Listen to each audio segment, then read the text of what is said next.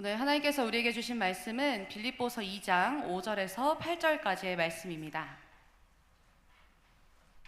빌립보서 2장 5절에서 8절까지의 말씀 다 찾으신 줄로 믿고 우리 다 함께 한 목소리로 합독하겠습니다.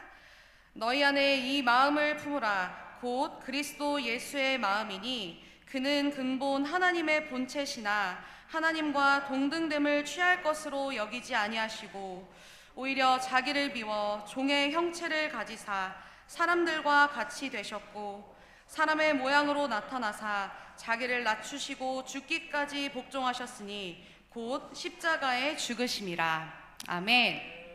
아멘. 우리 말씀에 앞서서 먼저 옆에 계신 분들과 함께 인사 나눴으면 좋겠습니다. 우리 옆에 있는 분들 바라보실까요? 그리고 이렇게 인사 나누겠습니다. 잘 오셨습니다. 환영합니다. 잘 오셨습니다. 환영합니다.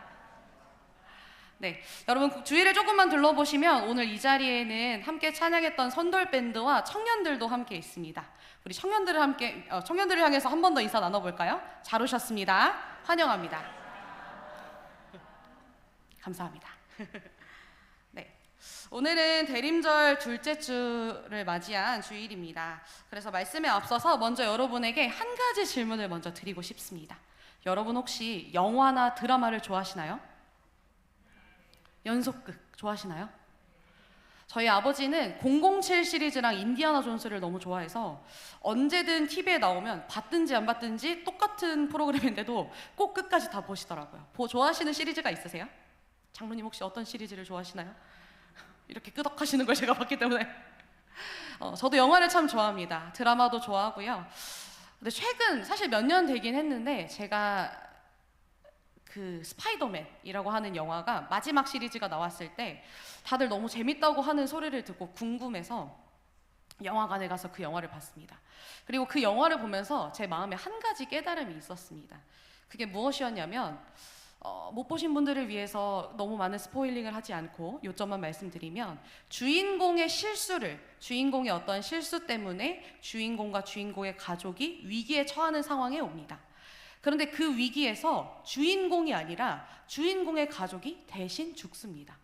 그리고 이 가족의 죽음이 주인공에게는 일종의 각성을 제공해요. 각성의 기회를 제공합니다. 그러니까 주인공은 자기가 죽지 않고도 어떤 상황에서 주인공이 아닌 조연의 죽음을 통해서 각성하는 계기를 맞이한다는 사실을 깨닫게 되었어요. 그 사실을 깨닫고 다른 영화나 프로그램들을 보니까 수많은 영웅물들, 마블 시리즈 히어로물들을 보니 주인공들의 각성이나 주인공들의 어떤 능력이 업그레이드 되는 것을 위해서 조연들, 그의 친구들이나 가족들이 대신 죽음을 당하는 일이 너무너무 많다는 것을 깨닫게 되었습니다. 그리고 이 세상의 영웅물들을 보고 우리의 가장 익숙한 영웅물을 바라보니 세상의 것과 너무너무 다른 것이에요. 자, 여러분, 우리가 믿고 있는 이 성경, 주인공이 누구일까요? 예수님, 또 있을까요? 성경, 구약과 신약을 관통하는 유일한 주인공은 누구입니까? 예수님, 맞습니다. 성부, 성자, 성령, 삼위일체의 하나님이시죠. 동시에 오신 예수, 다시 오실 예수에 대한 이야기가 바로 성경의 이야기입니다. 그런데 왜 우리는 아담의 이야기에서 또는 바울이나 사울이나 다윗이나 다니엘이나 성경에 등장하는 수많은 주인공이 아닌 이들의 이야기 속에서 어떻게 교훈을 얻고 삶의 방향을 얻을 수 있을까요?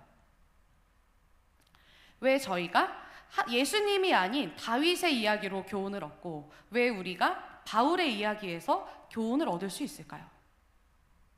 잠시 생각해 보았으면 좋겠습니다. 혹시 답을 알고 계신 분이 계실까요? 세상의 영웅 이야기를 보고 이 성경을 바라보니 성경은 하나님이 주인공이시면서도 하나님이 주연이시면서도 주연의 자리를 양보하셨기 때문이더라 였던 것입니다. 사람들은 세상의 이야기는 주인공이면 주인공, 주연이면 주연의 이야기를 드러내기 위해서 조연들을 서슴없이 죽이거나 희생시킵니다. 하지만 성경의 유일한 주인공이신 하나님은 하나님의 이야기를 드러내기 위해 조연들을 희생시키지 않고 하나님께서 직접 이 땅에 오셔서 희생되심으로 조연들의 이야기를 주연들처럼 보이게 하셨다는 것입니다. 그래서 오늘은 어떤 주제로 여러분과 말씀을 나누고자 하냐면요, 주인공이 주인공이길 포기한 이야기입니다. 뭐라고요? 주인공이 주인공이길 포기한 이야기입니다. 우리는 바로 성경에 존재하는 수많은 조연들과 같지만, 그러나 주연의 자리를 양보받은 조연들과도 같습니다. 사실 오늘 본문은 우리가 익히 들어서 알고 있는 말씀입니다. 예수께서 자기를 비워 종이 되셨습니다. 우리는 모두 알고 있고 많이 들어서 우리에게는 지식처럼 된 이야기이기도 합니다. 그러나 바울은 예수 그리스도에 대한 지식을 가지라라는 말보다 너희 안에 그리스도 예수의 마음을 품으라고 말합니다. 오늘 말씀의 초점은 예수께서 어떻게 오셨는가에 대한 지식이 아닌 예수의 마음이 우리 삶에 어떻게 드러나야 하는가, 주인공이길 포기한 주인공의 이야기가 우리 삶에 어떻게 드러나야 하는가에 초점을 맞춰서 함께 말씀을 나누었으면 좋겠습니다. 우리가 앞서 말씀 나눴던 것처럼 하나님은 본래 이 모든 이야기의 주인공이십니다. 태초에 천지를 창조하신 이야기부터 오늘날 우리에게 흘러오기까지 하나님은 모든 순간, 모든 이야기의 주인공이십니다. 모든 것이 하나님으로 말미암아 나왔고 모든 것으로 지어졌으며 하나님을 위해 존재합니다. 그리고 바울은 예수님을 두고 이렇게 설명합니다. 오늘 본문 말씀입니다. 그는 근본 하나님의 본체시나 하나님과 동등됨을 취할 것으로 여기지 아니하시고 오히려 자기를 비워 종의 형체를 가지사.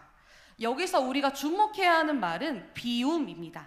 자기를 비우셨다는 비움입니다. 근데 여기서 말하는 비웠다라는 것은 덜어냈다라는 의미가 아닙니다.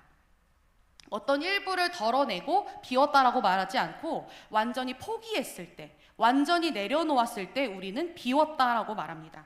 예수님께서 보여주신 비움은 일부가 아닌 전부를 내려놓는 비움이었습니다.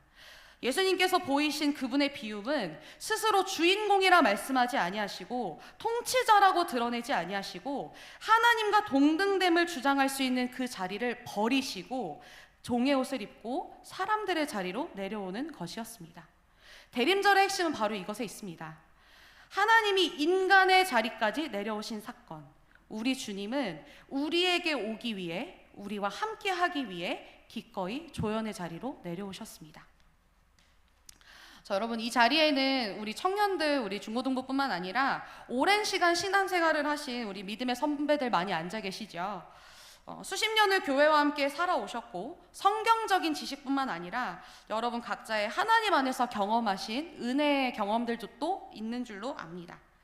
그러나 우리가 사실 세대와 달라도 모두가 하고 있는 공통적인 고민이 있습니다. 그것은 무엇이냐면 바로 아는 만큼 살아내지 못하는 현실에 대한 고민입니다. 우리는 성경에 대한 지식도 많이 갖고 있고 은혜의 경험 속에서 하나님에 대한 지식도 많이 갖고 있는데 이 지식대로 살아내지 못하는 우리의 현실에 대한 고민을 갖고 있습니다. 우리는 여전히 우리의 자리를 지키고 싶고 주인공이기를 원합니다. 예수님은 비우셨는데 우리는 채우려는 시도를 자주 목격하게 됩니다. 예수님은 이 땅 가운데 내려오셨는데 우리는 올라가고자 시도하는 것들을 보게 되고, 예수님은 종이 되셨는데 우리는 여전히 인정받는 위치, 편안한 자리, 내 방식대로의 최소한의 헌신만을, 섬김만을 하기를 바랄 때가 있습니다. 이유는 우리는 여전히 주인공의 자리를 포기하지 못하기 때문입니다. 그래서 바울은 우리에게 오늘의 말씀을 통하여 이 마음을 품으라고 말씀합니다. 예수님의 마음을 아는 걸로는 부족하기 때문에 이 마음을 품으라고 말씀하는 것이죠. 아는 것과 살아내는 것 사이에는 큰 간격이 있기 때문입니다. 하지만 여러분, 예수님을 아는 것에는 사실 그렇게 오래 걸리지 않습니다. 그러나 예수님의 마음이 우리의 마음이 되고 그 마음이 삶으로 살아내기까지는 평생이 걸립니다. 그리고 우리는 이 간극을 인정할 수 있어야만 합니다. 그리고 이 인정은 바로 회개이며 우리 삶의 변화가 일어나는 시작점이 될 것입니다. 자, 오늘 본문을 통해서 바울은 예수님의 성육신을 세 가지 단어로 표현하고 있습니다. 첫 번째는 바울은 예수님의 성육신을 비움으로 표현합니다. 무엇이라고요? 비움입니다. 여러분, 우리가 하나님 앞에서 비워야 하는 것은 무엇이 있을까요? 나의 주장, 내가 옳다는 확신, 내가 더 고생했다는 어떤 기록, 내 방식대로 인정받고 싶은 인정의 욕구들, 사실 이런 것들이 나쁜 것은 아닙니다. 언제나 그것이 나쁘다고 말할 수는 없습니다. 문제는 그것이 우리의 마음을 지배하고 우리의 마음이 하나님보다 먼저 돼서 일종의 우상 숭배가 될 때가 문제가 되는 것이에요. 비우지 못한 생각들이 우리의 마음을 차지하고 지배한다면 그것은 하나님보다 나를 더 앞세우는 죄가 되고 우상 숭배가 됩니다. 예수님은 비울 이유가 없는 분이셨는데 비우셨습니다. 우리는 비울 것이 많고 비우기만 해야 하는 사람들인데 비우지 않으려고 합니다. 예수님의 오심을 기다리는 이 대림의 기간에 여러분께 여쭙고 싶습니다. 여러분의 마음은 무엇으로 채워져 있으십니까? 여러분의 마음에는 무엇을 비우셔야 합니까? 오늘 예수 안에서 비움의 은혜가 저와 여러분에게 있기를 소망합니다. 바울은 두 번째로 예수님의 성육신을 낮아짐으로 표현했습니다. 무엇이라고요? 낮아짐. 네, 본문은 말합니다. 예수님께서 사람들과 같이 되셨고 사람의 모양으로 나타나셨다고 오늘 본문은 이야기합니다. 예수님의 낮아짐은 단지 겸손한 성격이나 온유한 태도가 아니라 우리에게 오시기 위한 실제적인 움직임이었습니다. 예수님은 실제로 육신의 옷을 입고 이 땅에 오심으로 낮아지셨습니다. 예수님이 낮아지셨기에 우리는 그분께 가까이 나아갈 수 있습니다. 그렇다면 우리는 어떠한 모습으로 낮아져야 할까요? 우리의 낮아짐은 어떤 모습이어야 할까요?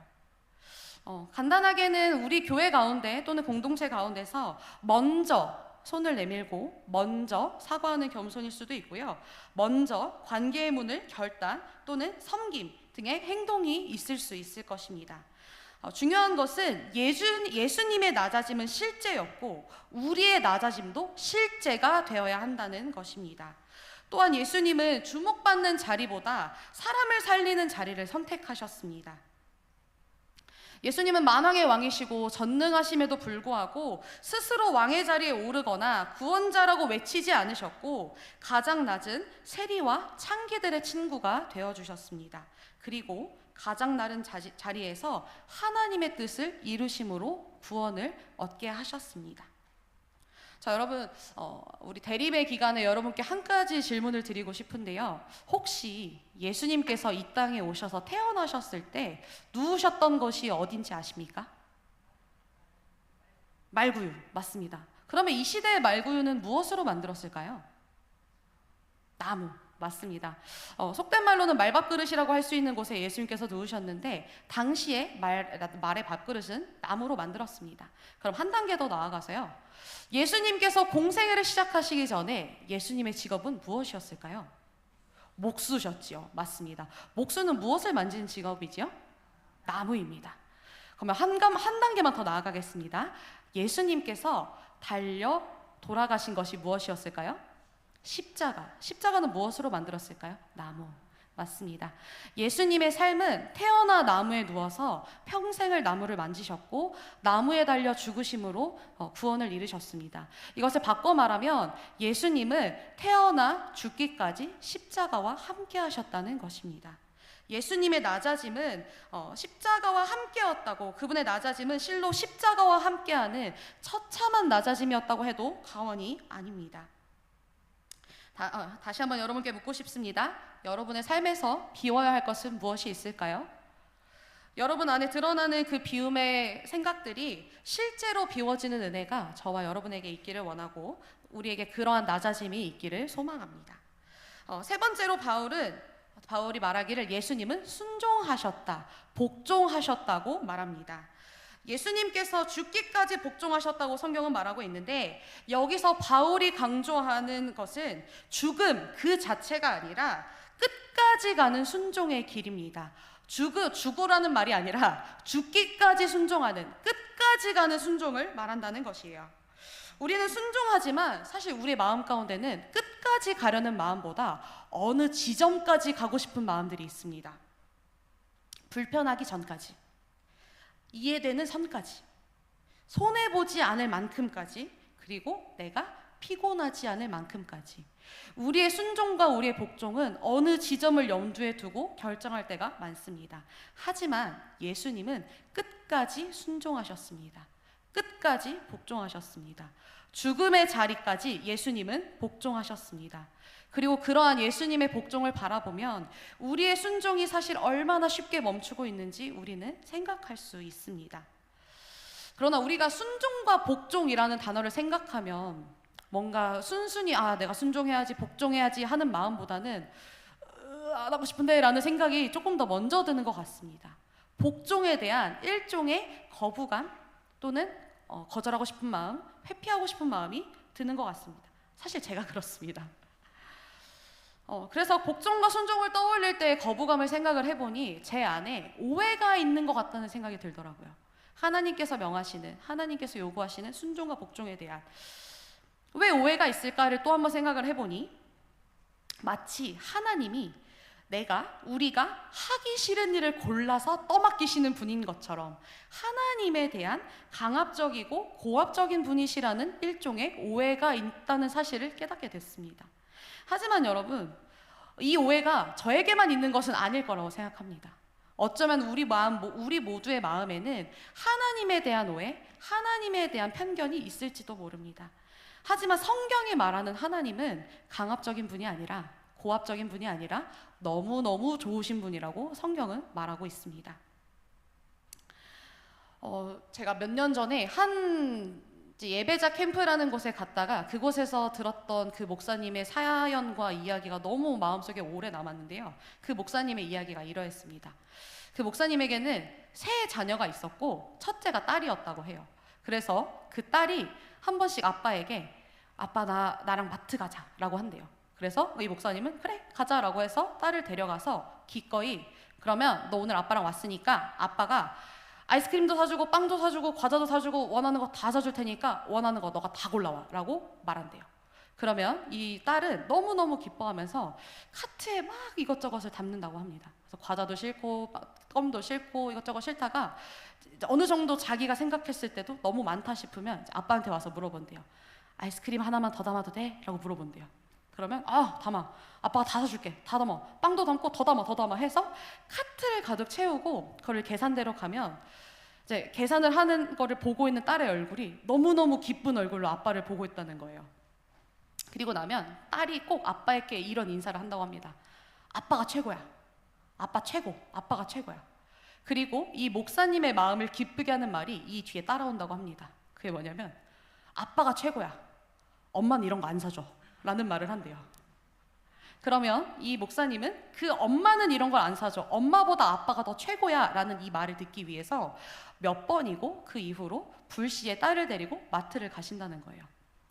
근데 이 목사님도 알고 계셨다는 거죠. 이 짐을 다 바리바리 싸들고 집으로 가면 사모님이 인간이 정신이 있니 없니부터 시작해서 애를 죽이려고 작정을 했다는 말까지 등짝을 때리신다는 걸 알면서도 그거를 사갖고 갔대요. 왜냐면 딸에게 아빠가 최고야 라는 말을 듣고 싶어서. 근데 한 걸음 더 물러서서 생각을 해보니 이 사모님은 이 목사님의 배우자이신 이 아이의 어머니는 이 딸을 사랑하지 않느냐는 거예요. 사랑하지 않았을까요? 사랑했겠죠. 근데 이 어머니의 사랑은 어떤 사랑이냐면 이 아이의 입에 좋고 달고 자극적인 것을 먹여주는 것이 아니라 웰빙, 좋은 것을 먹이고 좋은 영양가 있고 좋은 맛뿐만이 아니라 영양가가 있는 것을 먹여서 이 아이가 건강하게 자라길 바라는 마음으로 웰빙을 생각한다는 거예요. 이 아빠는 아이에게 최고야 라는 말을 듣기 위해서 비록 아내에게 애를 죽이려고 작정을 했냐라는 말을 들을 걸 감안해서라도 나쁜 걸 사주지만 이 엄마는 자녀에게 엄마가 최고야는 듣지 못한다 할지라도 좋은 것을 주려고 한다는 것입니다. 성경에서 마태복음을 보니 악한 자라도 자녀에게 이렇게 할 줄 알거든 너희 하나님일까 보냐 라는 말로 나오는 구절의 말씀이 있습니다. 하나님은 우리에게 우리가 원하는 것을 주시고 우리가 바라는 것을 주시기 때문에 좋은 분이 아니라, 하나님은 우리에게 좋으신 하나님이라는 칭찬은 못 들을지언정 정말로 좋은 분을 주시는 분이시기 때문에 좋으신 분이십니다. 하나님은 하나님이 최고야 라는 이 칭찬에 집착하지 않는 분이시기 때문에 정말로 좋은 분이시라는 겁니다. 우리가 하나님 앞에 하나님께서 우리에게 요구하시는 순종과 복종에 대한 일종의 편견이 있으시다면 우리 하나님이 얼마나 좋은 분이신지 함께 생각해 보았으면 좋겠습니다. 우리 하나님은 우리가 느끼는 것 이상으로, 우리가 생각하는 것 이상으로 우리를 사랑하시는 좋으신 분이십니다. 그래서 우리가 진정한 주인공이자 우리를 구원하신 진정한 영웅이신 하나님의 말씀에 온전히 순종함으로 나아가는 하나님의 자녀들 되기를 소망합니다. 이제 말씀을 마무리하려고 합니다. 오늘 말씀은 우리에게 한 문장을 요청합니다. 그것은 무엇이냐면 너희 안에 이 마음을 품으라. 너희 안에 이 마음을 품으라. 예수님을 아는 것은 시작입니다. 그 마음을 품어 삶으로 살아내는 것이 핵심입니다. 여러분의 삶이 그리스도께서 어떤 것을 이루셨는지, 어떤 것을 성취하셨는지 알고 계신다면 그것이 여러분의 삶이 되고 살아내는 행동이 되기를 소망합니다. 우리의 삶이 삶이 되고 우리의 삶을 통해 누군가가 우리의 삶을 읽게 되었을 때 우리의 삶이 그리스도의 편지가 되는 줄로 믿습니다. 그리고 마침내 우리의 삶이 되어 편지가 되고 또 누군가에게, 세상에게 온전히 흘러가는 그날까지 우리 안에 주를 향한 열정이, 살아냄이 온전히 숨쉬기를 소망합니다. 대림절 둘째 주에 여러분과 함께 다시 고백하기를 원합니다. 예수님은 주인공이시지만 주인공이 되기를 포기하셨습니다. 우리를 위해 낮아지셨습니다. 그 마음을 알고 끝나는 것이 아니라 그 마음이 우리의 삶 가운데, 여러분의 삶 가운데 드러나야 합니다.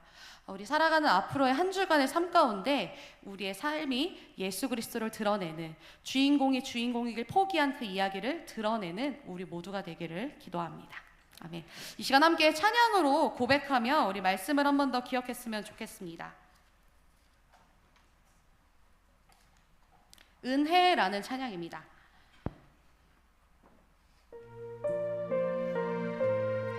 찬양의 가사를 보니 우리가 누려왔던 모든 것들이, 우리가 지나왔던 모든 시간이, 우리가 걸어왔던 모든 순간이 당연한 것이 아니라 은혜라고 말하고 있습니다.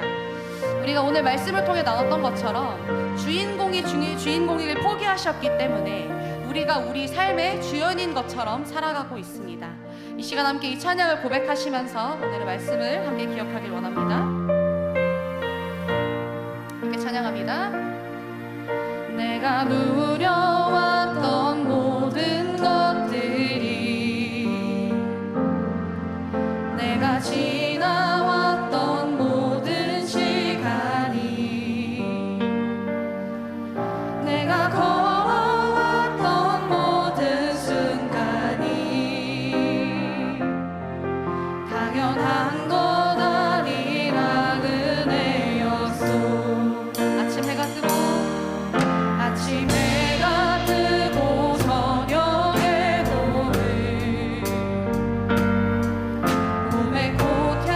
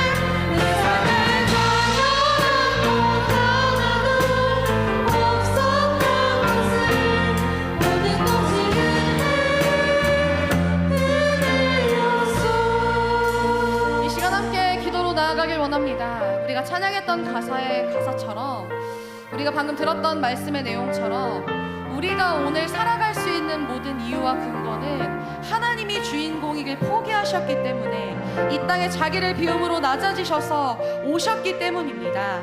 이 시간 함께 기도하며 나아갈 때 하나님, 예수의 마음을 우리가 품기를 원합니다. 우리가 주 안에 순종함으로, 낮아짐으로, 비워짐으로 예수 그리스도의 그 마음을 품는 것이 삶으로 살아내므로 나아가길 원합니다.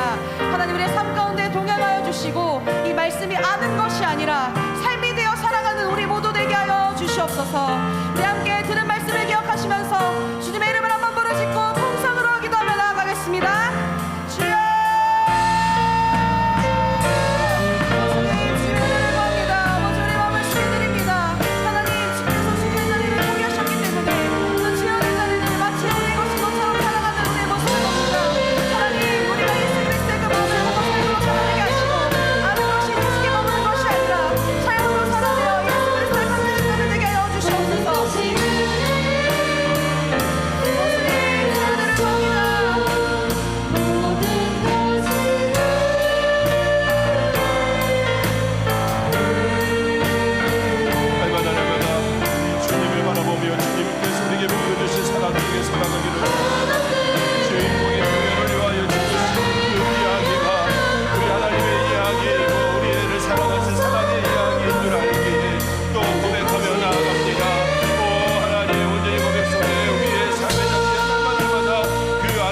사랑의 고백이 나타날 수 있게 하여 주시옵소서.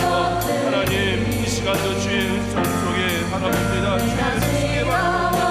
주의 감사함으로 나아갑니다. 하나님, 이 시간도 또 주의 말씀을 내 마음에 품고 기도로 나아갑니다. 하나님, 역사하시고 축복하시고 은혜 속에 하여 주시옵소서. 오 주여, 하나님,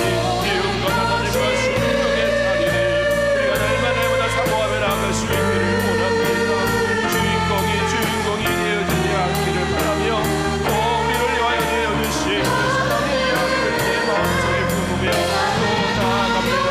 하나님,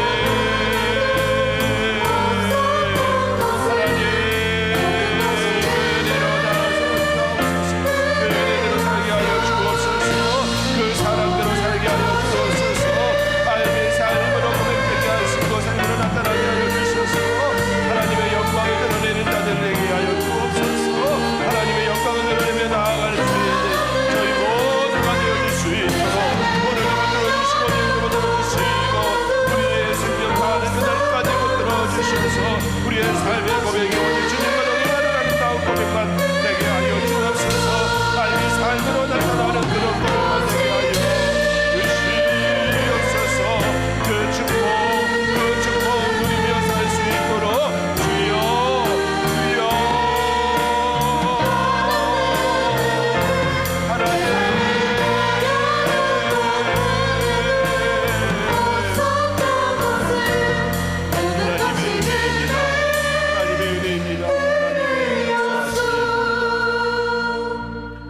우리는 지난주에 버스킹을 통하여 하나님의 일하심을 보았습니다. 비가 오기로 한 날씨가 비가 아닌 아주 좋은 날이 되었습니다.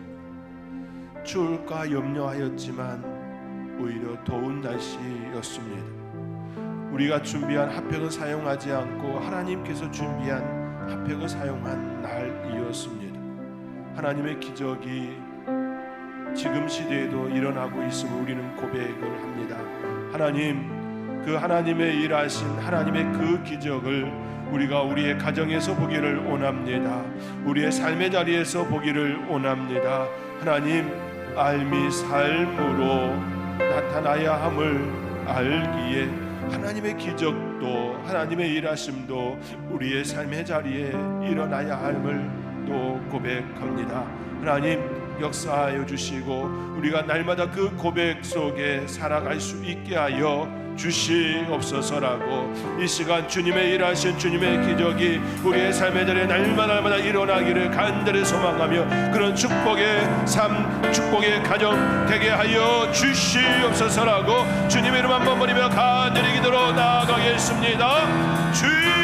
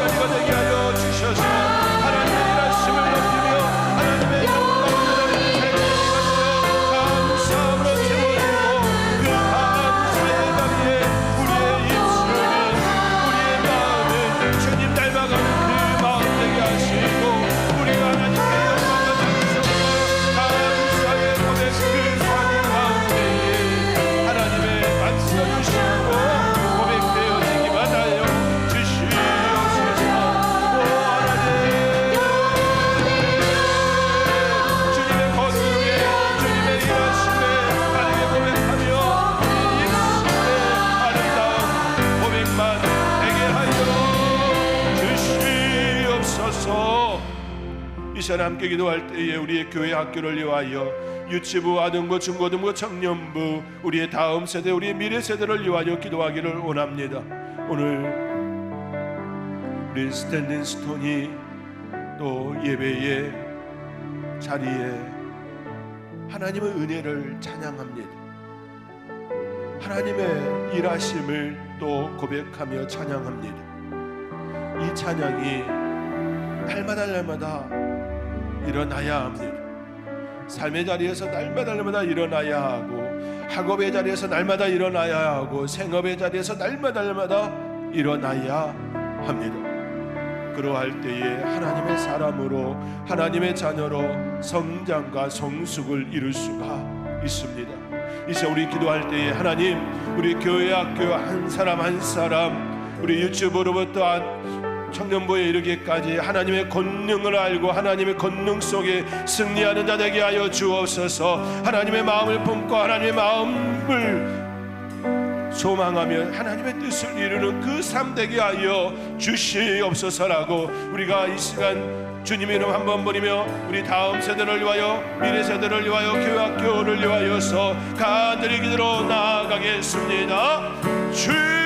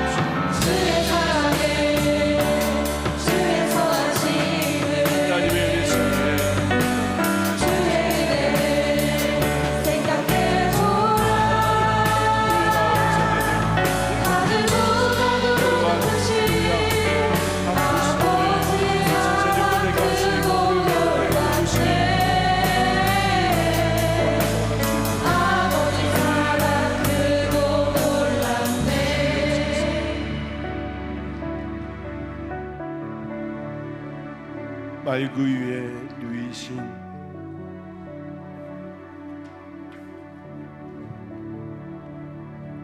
또 그곳에 누워 있는 예수님,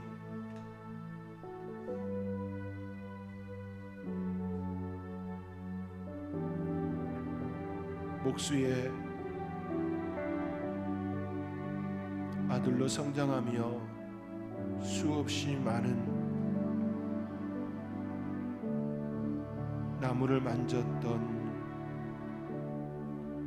그분이 마지막 죽음의 자리도 나무였음을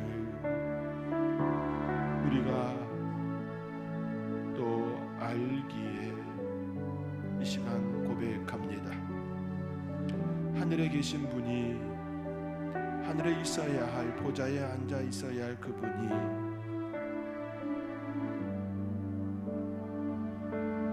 그 자리에 계셨음을 알기에 이제 우리가 고백합니다. 그 알미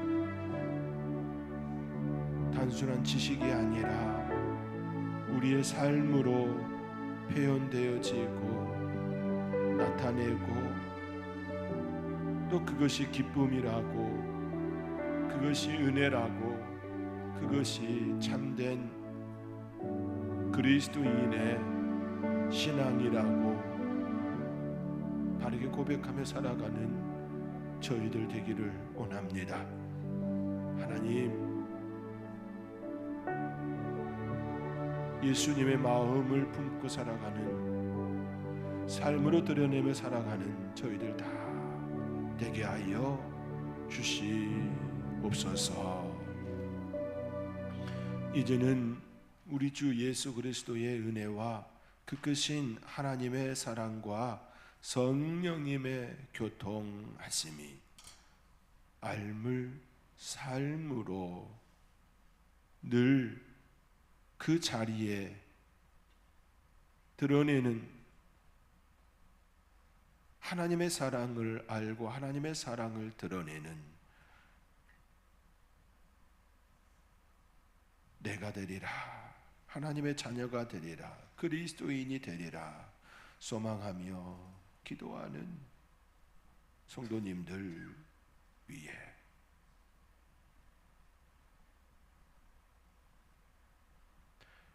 그들의 가정과 자녀들 위해 하나님께 찬양으로 영광 돌리는 스탠딩 스톤 위에 선돌 교회 위에 영원토록 함께 계시기를 간절히 축원하옵나이다. 아멘.